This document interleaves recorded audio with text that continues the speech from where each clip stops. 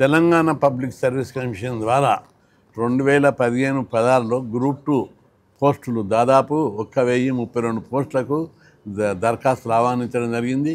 10 లక్షల మంది అప్లై చేశారు. దాదాపు 7 లక్షల మంది ఎగ్జామ్స్ రాశారు. ఈ 7 లక్షల మంది నుంచి 1032 పోస్టులు సెలెక్ట్ చేశారు. దీని మీద హైకోర్టులో, సుప్రీంకోర్టులో కేసు నడిచింది. కొంతమంది వైట్నర్ యూజ్ చేసి A-B రెండింటి లోపల కొన్ని ప్రాబ్లమ్స్ ఉండడంతో పార్ట్ ఏ పార్ట్ బి అదేవిధంగా వైట్నర్ యూజ్ చేయడం, ఈ సమస్యల మీద కోర్టులో వాదోపవాదాలు జరిగాయి.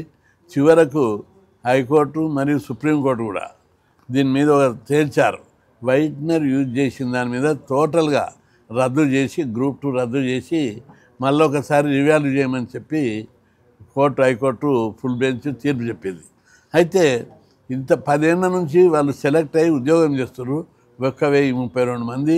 వాళ్ళని తొలగించడం అనేది ప్రాక్టికల్గా పాసిబుల్ కాదు. వాళ్ళందరూ 10 ఏళ్ళ సర్వీస్ తోటి ఉన్నాం అని మళ్ళీ వాళ్ళ కోర్టుకు పోయి స్టే తెచ్చుకుంటారు. హైకోర్టులో స్టే తెస్తారు, సుప్రీంకోర్టుకు పోతారు. ఇది మళ్ళీ ఒక 10 ఏళ్ళ పంచాయతీ అవుతుంది. అందుకే మేము పబ్లిక్ సర్వీస్ కమిషన్ వాటిని ప్రభుత్వాన్ని విజ్ఞప్తి చేసేది ఏంటంటే, ఈ కోర్టుకు పోయిన 45 మందికి సూపర్ న్యూమరీ పోస్టులు క్రియేట్ చేసి వీళ్ళకి ఇస్తే ఈ సమస్య పూర్తిగా పరిష్కారం అవుతుంది. ఈ మేరకు యూనివర్సిటీ విద్యార్థులు అందరూ గ్రూప్ 2 ఆస్పిరెంట్స్ ఎవరైతే సెలెక్ట్ ఉండి మెరిట్లు ఉన్నారో వాళ్ళందరూ వచ్చారు. ఈరోజు వాళ్ళకు ఒకటే చెప్పాను, మీరు ఆ కోర్టులో ఇప్పుడు పబ్లిక్ సర్వీస్ కమిషన్ వారిలో అప్పీల్ చేస్తారు. దాంట్లో మీ తరపున మాకు ఇస్తే ఇది క్లోజ్ చేద్దామని మీరు ఒక అఫిడవిట్ లేదా రిప్లై రిజైండర్ ఇచ్చేస్తే అదే సమస్యకు శాశ్వత పరిష్కారం లభిస్తుంది. లేకపోతే ఆల్రెడీ సెలెక్ట్ అయ్యే జాబ్లు ఉన్న వారికి నిద్ర పడతలేదు. వాళ్ళందరూ ఈ జాబ్ ఉంటుందా పోతుందా అని భయపడుతున్నారు. వేరే జాబ్కు ట్రై చేస్తలేరు.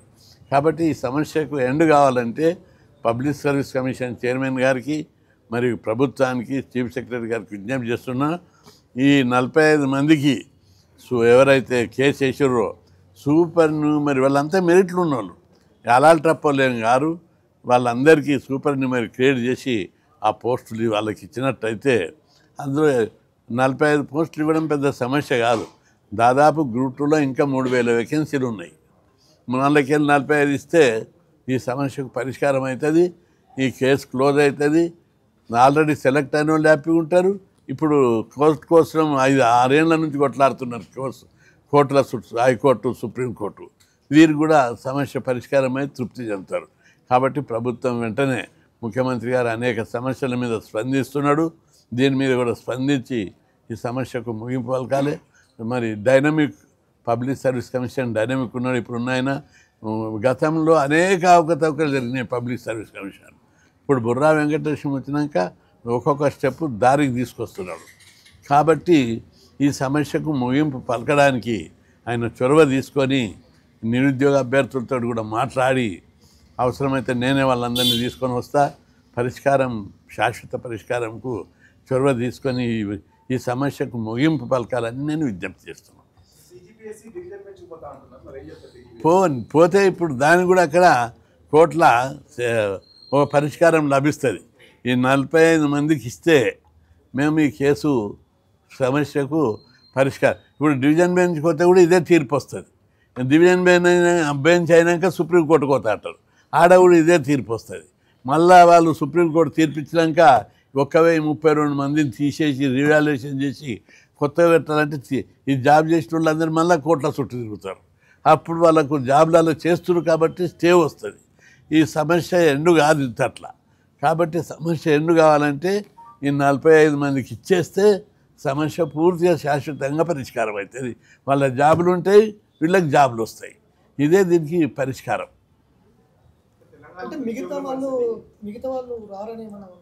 ఏది ఎవరైతే మెరిట్లు ఉన్నారో వాళ్ళందరూ వచ్చేసారు.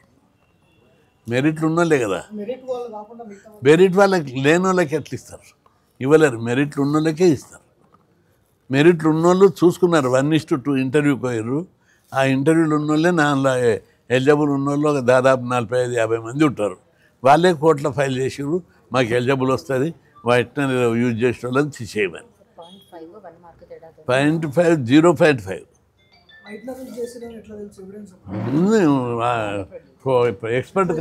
ఎక్స్పర్ట్ కమిటీ వేస్తే వాళ్ళు పేపర్ చూసారు, వైట్నర్ యూజ్ చేసిరని తేల్చినాక కోర్టు ఆ జడ్జిమెంట్ ఇచ్చింది.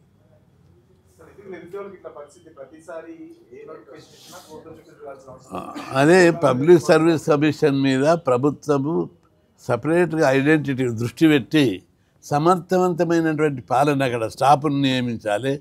ఎగ్జామ్స్కు అవినీతికి అవకాశం లేనటువంటి ఆఫీసర్లను ఎప్పుడైతే అక్కడ పెట్టగలుగుతామో అప్పుడు మాత్రమే పబ్లిక్ సర్వీస్ కమిషన్ ఇట్లాంటి అవకతవకలకు పాల్పడదు. గతంలో ఇంకా చాలా జరిగినాయి.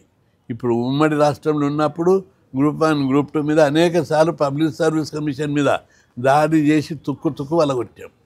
ఇంక ఇప్పుడు కొద్దిగా దారికి వస్తుంది. ఇప్పుడు నా పేరు మాధవి అండి. నేను గ్రూప్ 2 కేసులో పిటిషనర్ని.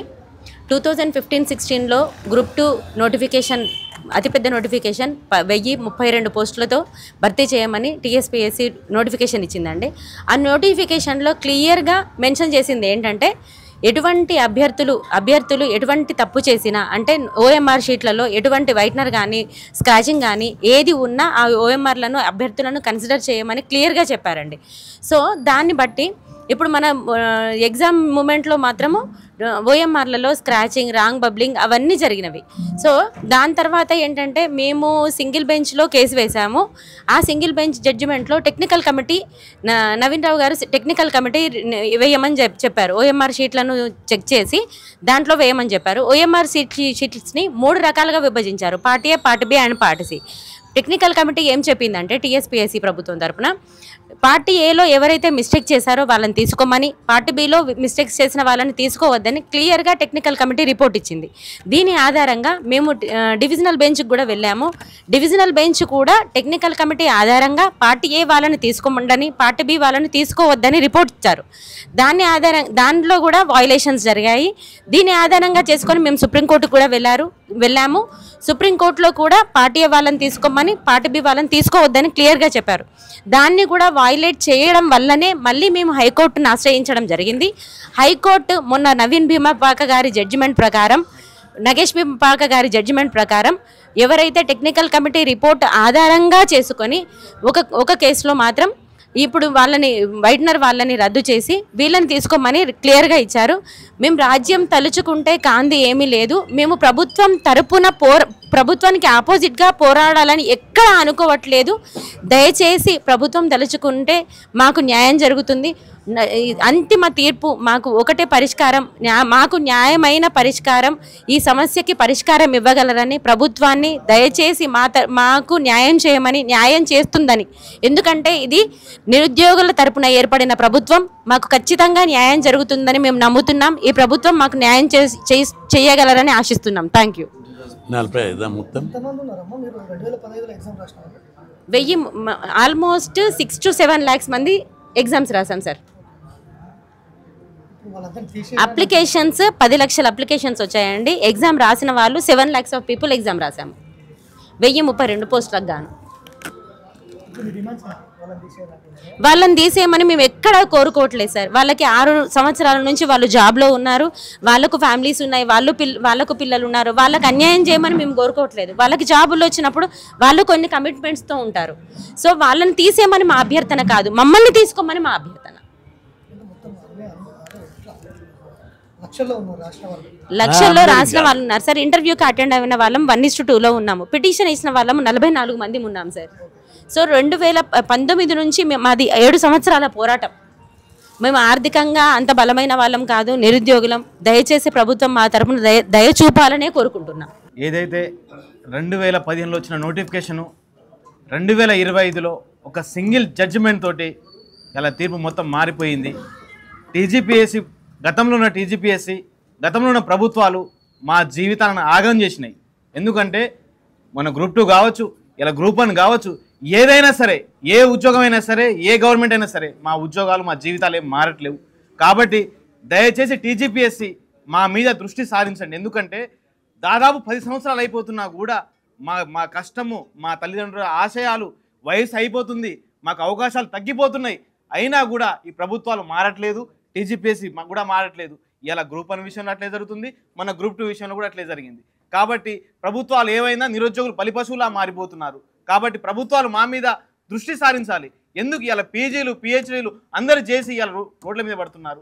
వాళ్ళ భవిష్యత్తు ఏంది? ఇలా ప్రైవేట్ సెక్టార్లో కూడా మాకు అన్యాయం జరిగింది, ఇలా ప్రభుత్వ ఉద్యోగాలు కూడా అన్యాయం జరుగుతుంది. ఇలా పిటిషనర్లు ఎవరైతే ఉన్నారో వాళ్ళు కూడా 2019 నుంచి ఇలా 25 వరకు దాదాపుగా 6 సంవత్సరాలు కష్టపడి లక్షలు ఇలా అడ్వకేట్లు ఫీజులు ఇచ్చుకుంటూ మాకు రావాల్సిన ఉద్యోగాలు వేరే వాళ్ళు తన్నుకుపోయారని చెప్పేసి వాళ్ళు కూడా ఒక నమ్మకంతో ఇలా కోర్టులో నమ్ముకుని ఉన్నారు. ఇలా టీజీపీఎస్ ఏం చేస్తుంది? మళ్ళీ అదే విధంగా అప్పీల్కి వెళ్తాము, అక్కడికి వెళ్తాము, ఇక్కడికి వెళ్తాము, ఇట్లా టైం వేస్ట్ చేయకండి. వాళ్ళకి న్యాయం చేసి ఉంటే న్యాయం చేయండి. అదేవిధంగా గ్రూప్ 2 కూడా ముందుకు పోనీయకుండా ఇక్కడికే బ్రేకులు వేసి మాకు కూడా గ్రూప్ 1 బాధ్యతలకు న్యాయం చేయాలని చెప్పేసి ప్రభుత్వాన్ని కోరుకుంటున్నాము.